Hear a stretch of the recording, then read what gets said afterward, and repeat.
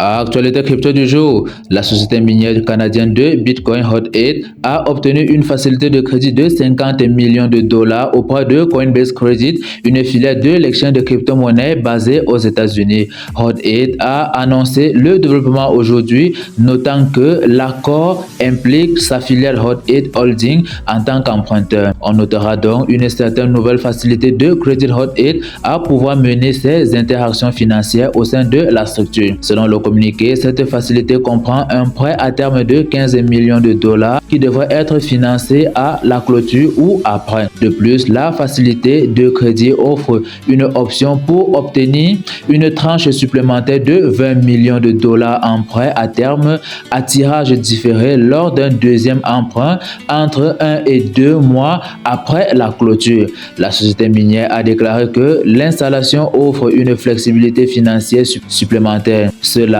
fait suite à l'annonce d'une fusion entre Hut 8 et US Bitcoin. Du côté de la HSBC, la plus grande banque de Hong Kong, celle-ci aurait mis à la disposition de ses clients des fonds négociés en bourse basés sur Bitcoin et Ether cotés à la bourse de Hong Kong. Cette décision, selon le journaliste local Colin Wu, vise à élargir l'exposition des utilisateurs locaux aux actifs numériques. Ainsi, par ce moyen, la HSBC facilite le trading d'ETF crypto-monnaie. Actuellement, les ETF cotés sur la bourse de Hong Kong incluent l'ETF CSOP Bitcoin Future de CSOP Asset Management et l'ETF CSOP Ethereum Future. Une sous-filiale de la branche d'investissement de Samsung propose le Samsung Bitcoin Future Active ETF en bourse. Nous rappelons déjà que dans le même sens et au cours des derniers jours, l'industrie mondiale de la crypto-monnaie a connu un regain d'intérêt pour les ETF Bitcoin au comptant parmi les parties prenantes. L'augmentation de nouvelles demandes pour l'ETF est survenue après que BlackRock, le plus grand gestionnaire d'actifs au monde, ait également déposé la même demande auprès de la SEC américaine.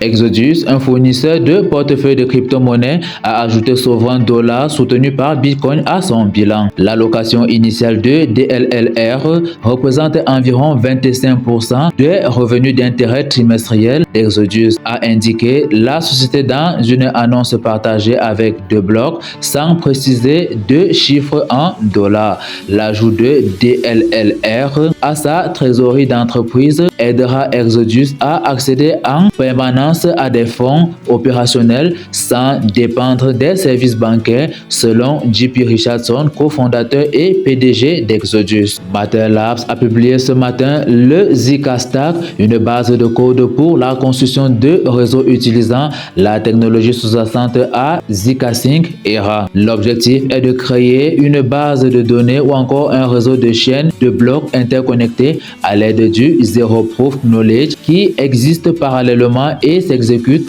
au-dessus de la chaîne ZK-Sync ERA. Matter Labs appelle ces réseaux hyperchain et ZK-Sync ERA sera compté comme la première hyperchain. Cette décision est le premier signe d'une concurrence émergente entre deux visions alternatives pour la mise à l'échelle d'Ethereum, notamment Optimism et ZK-Sync, adoptant des approches similaires bien qu'avec leurs différences technologiques. Binance, la plus grande bourse de crypto-monnaies au monde, a déclaré lundi qu'elle continuerait à proposer le commerce des pièces privées en Europe après avoir déclaré qu'elle les retirerait durant le mois de mai. La société a déclaré à The Block qu'elle changerait la façon dont elle a ou encore dont elle classait les pièces privées, épargnant cette pièce de la radiation en France, en Italie, en Pologne et en Espagne. L'inversion de l'échange a suivi les commentaires considérables de la communauté et les négociations avec plusieurs projets. Du côté de Crypto.com, celle-ci annonce aujourd'hui avoir reçu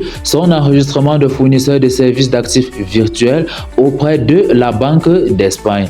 Crypto.com a obtenu cet enregistrement après un examen complet de sa confidentialité à la directive anti-blanchissement d'argent et à d'autres lois loi sur les crimes financiers ainsi que des mesures pour protéger les utilisateurs. Avec cet enregistrement, Crypto.com peut offrir une suite de ses produits et services aux utilisateurs en Espagne. Enfin, le responsable des actifs numériques de la Financial Conduct Authority, Binopol, a quitté l'organisation moins d'un an après son arrivée. Un porte-parole de la FCA a confirmé le départ par un email à The Block.